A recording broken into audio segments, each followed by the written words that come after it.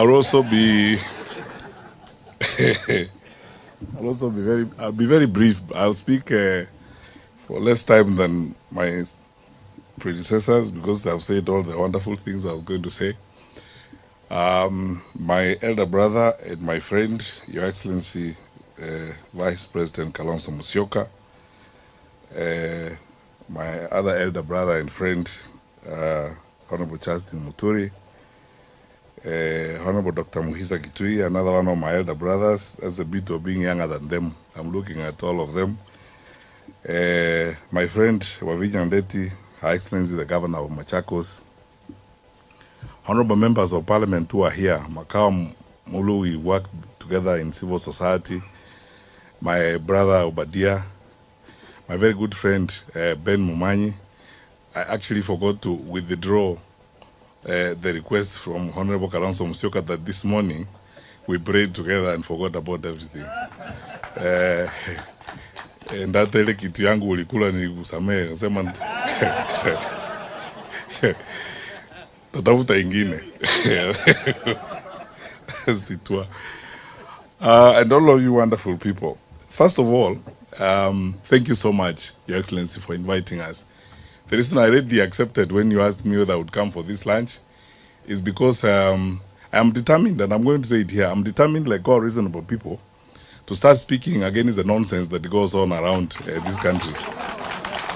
Because you see, the Honorable Kalonzo Musyoka and I have been the targets of choice for this administration for propaganda, malice, and cyberspace nonsense. You know, what they do is, and I keep saying all the time, I actually wish they spent as much time on the right things, or even the money they are spending, paying bloggers and all that to, you know, politic and lie about us and create things about us. Why don't they give that money to schools so that we can actually continue free primary education? So that every day, my brother Omingo Magara, who's here, and I, we just keep asking ourselves the question, how bad can it be? But look, let me pause there and say this. Listening to Honorable Justin Muturi speak, and by the way, this is, for me, this is my best possible audience I would talk to. This is my ultimate comfort zone. This is where I belong. You know, I've seen some of you, my colleagues, you are here from the university. You know, we taught together at the University of Nairobi. I think I probably am still a member of the senior common room at the University of Nairobi. And, you know, and you wonderful students, you know, the source of our inspiration and satisfaction all the time. And therefore, this is the place where I would speak to you candidly, straightforwardly, without drama and innuendo, and tell you things as they are, because here, logic and reason rules. Because, and so I start by saying this. 3 points I'll make. Listening to what Honorable Justin Muturi says this afternoon, I keep asking myself this question I have wondered all along. After the elections in 2022, what is wrong with us as a people? Because I remember I went to a conference of bishops in Westlands when I was Cabinet Secretary for Interior, and a bishop challenged me about money and said, you know, these wonderful people in one party are going around promising everybody billions, Mama Mboga billions. Where have you taken the money?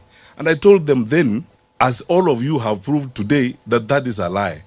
These people are lying to you. There's nothing they're telling you that is truthful. They're telling you things they think you would like to hear and vote for them. And I can almost swear to you, they will not fulfill any of those things they're telling you. They're just lying to you. These guys are just liars. That's how I coined the outbreak of lies after the COVID-19 outbreak.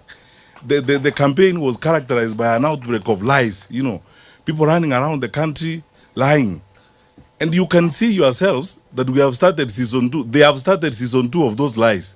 You know, we're flying around the country, they're telling people about empowerment.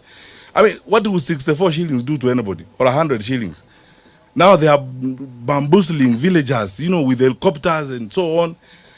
You know, you're smart people. I mean, you more than anyone else as educated people who have engaged in research, who analyze information. Please, wonderful people, there are people who lost their lives fighting for the independence of this country. What we are being asked to do is nothing compared to what some of our forefathers have done. The sacrifices people have made to get Kenya to where it is. There are other people. I mean, I have to be honest with you. And then sometimes, let's say things the way they are. There are people, including Raila himself, who have gone to detention, and other people suffering for this country to get us to where we are today. And many of those people, I cannot name today, who went to detention, suffered, getting us to where we are today. What we are being asked today is to make the right decision for Kenya. And the right decision for Kenya is that our good friends in the administration have clearly failed to manage the country. And then you don't even need a PhD. It's not rocket science. You can see clearly they cannot manage the country. And in place of, because governments, if you are an incumbent government, you run on your record. Because what they should be trumpeting now is their record, saying, you know, please, we need more time so that you can complete this. You can't ask for more time to do nothing because you have done nothing. You're asking for more time to do more nothing.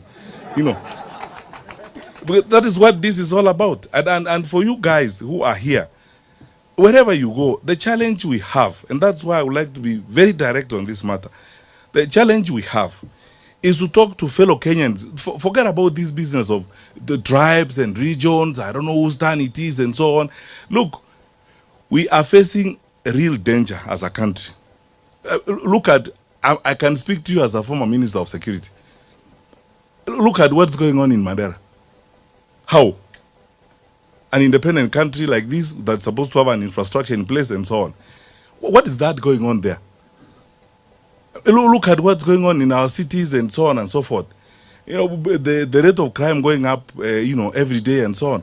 And if you doubt me, talk to people in the security sector in the country. They tell you their woes and their challenges. People talk to us.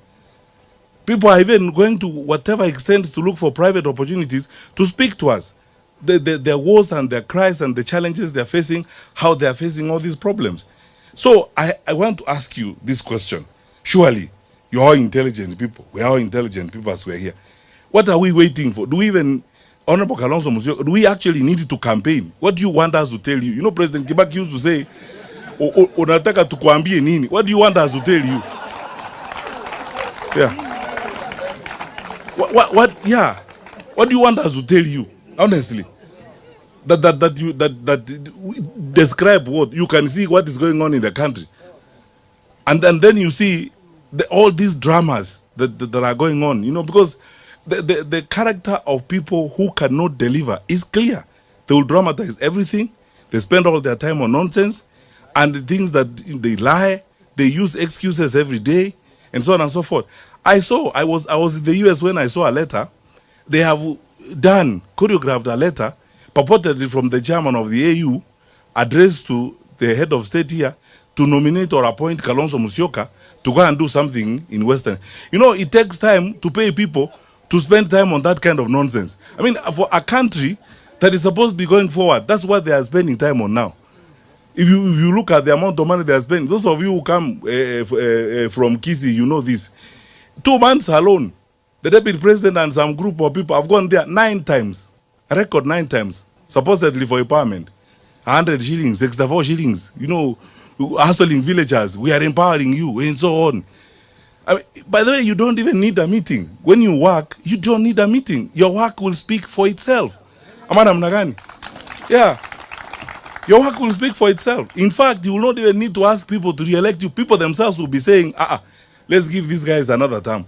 If they are going the way they are going, let them complete what they are doing. So, but what are they going to complete? Nothing. Give you more time to complete nothing. I mean, so, yeah. So that is it. When my brothers and sisters, I want to speak to you from the depth of my heart. We are in this, Honorable Kalonzo Musyoka and these brothers and all of us, we are not in this because we are bored or we have nothing to do with our time. We are in this because we want to make a contribution, because we are shocked at how our country is going down. That's all. And you can see it. It's not, we are not coining it. We are not inventing it. You have pay slips in your pockets, don't you? And you see what, so sasa as President Kibaki would ask, sasa unataka wewe unaona na unataka waambiwe. We tell you. What do you expect from us to tell you? Time is here for this country to be in the hands of different managers. Our challenges and our argument is based on one thing: management. This has nothing to do with hate or anything else.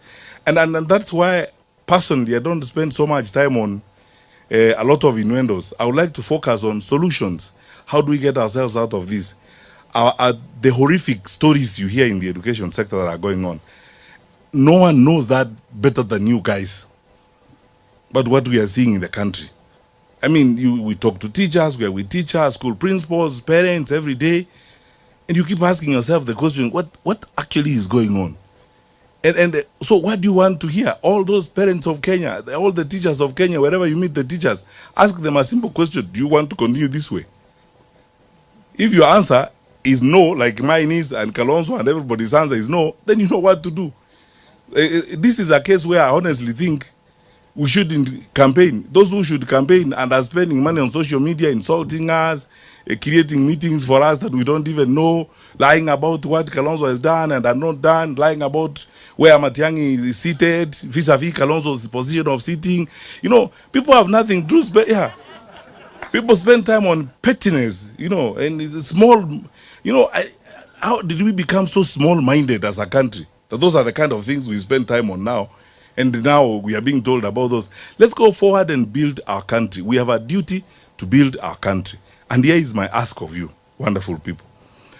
For us, as leaders who are meeting the opposition and those that we will meet as we continue, I've said several times before, if you are betting on our differences, you will lose your bet for sure, because we are not going to disagree. All that propaganda and all those stories you hear being coined every day and so, they're intended to either annoy Kalonzo or annoy me or annoy Kalonzo's supporters or annoy my supporters or do something. Oh, you know, I don't know who's annoyed. How do you know? I mean, you are not God. How do you know who among us that is annoyed? You keep peddling lies, you know, and so on.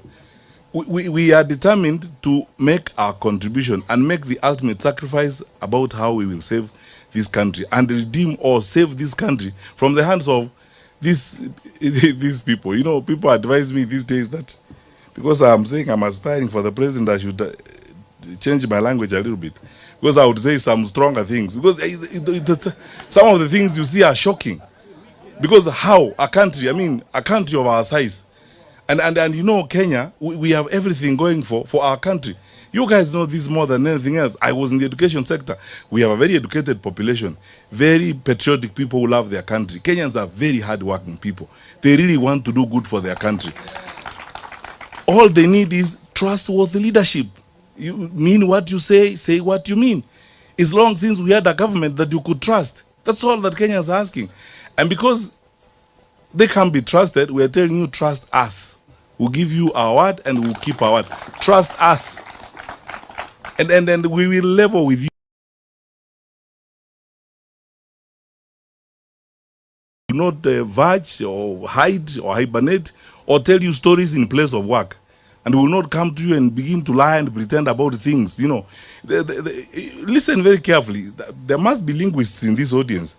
You know, students of linguistics and researchers. I want you to listen to the language of this administration when of their leaders speak. It is actually, it's called street corn language, you know, where they say, tumeunganisha waya, tumetenga, you know, that's, that language is non-committal language, non-responsible language, language that you cannot ascribe responsibility to. Very evasive language. You know, people who do things, they come forward to you as leaders. Like Honorable Kalonzo Musyoka stood here and said, I have done this, I have told JB this, and so on. Or JB says, I did this, I asked this question, and so on. That's what responsible people do. But those who are evasive, who evade responsibility, they draw in that language, that evasive language. And kuunganisha wa is now what? Mimi ni wanajua kupanga, you know, the way they behave and so on. Kenya is better than this. We are better people than that, I believe. So, thank you so much for this audience, and Your Excellency, you have led the way. This is what we are going to do for several days. We agreed. A consensus building, having small group meetings like we are having here today, talking to you, and listening to you, getting ideas from you. Dr. Moyo, thank you for the sermon. We will surround ourselves with you, smart people, advising us on what we need to do. And we will do this until that time when we get to a point and say which one of us is going to be the captain to lead the team for transformation. And we will continue to work together. And you are friends because you have nothing to run on, you have nothing to defend. It's only propaganda you can do. Please carry on, because in any case, you must find something to do. So if that is what you are found to do, carry on with it. As we carry on with the plan we want to build and the platform we would like to build to move our country to the next level. And we will soldier on as leaders outside of government. And finally, my brothers and sisters, I say this every time I have an opportunity to talk to Kenyans. We are stronger, and there's nothing wrong with our country. I mean, this is a wonderful country. It's our only home on earth. God has been kind and gracious to us and gifted us a wonderful country. Let's take care of it. The challenges we have, the momentary challenges in our leadership, are not our destiny. You know, that language, those kind of lies. You know what Dr. Kitui was asking here? You university professors are researchers. You know, when a guy tells you that they are of the place, we were actually working the math in the morning together, and we were saying it must mean that every 5 or 10 households in that area has got a clinic. Is that possible? You expect that we will believe that? You know, so you know, please let us not accept these intellectual insults and this abuse we are getting as a people. Let us stand up, crank ourselves up, dust ourselves together, move forward, vote these fellows out, and form a government that will take Kenya to the next level. And demonstrate our seriousness as a country. We are a serious country. We cannot be managed like this. We are serious people. How can we accept to be managed like this? And then we have capacity to manage ourselves better. So, my parting shot, Honorable Kalonzo Musyoka, is let's do, every one of us who are seated here. I want to ask you, please, prepare to do a good thing. You know, in life and in the history of your country, you do a good thing when you improve your country's welfare. And now, as we are moving forward to the elections, please prepare to do a good thing. And the good thing can't be returning these people. So, so you know what the good thing is. And you educated people, yani kama tuko namna hii vile tulivyo baada ya miaka 3, another 5 years of these people, do you think you will have a country? Utakuwa hata umeuzwa wewe mwenyewe unafika Dubai. God bless you, my friend.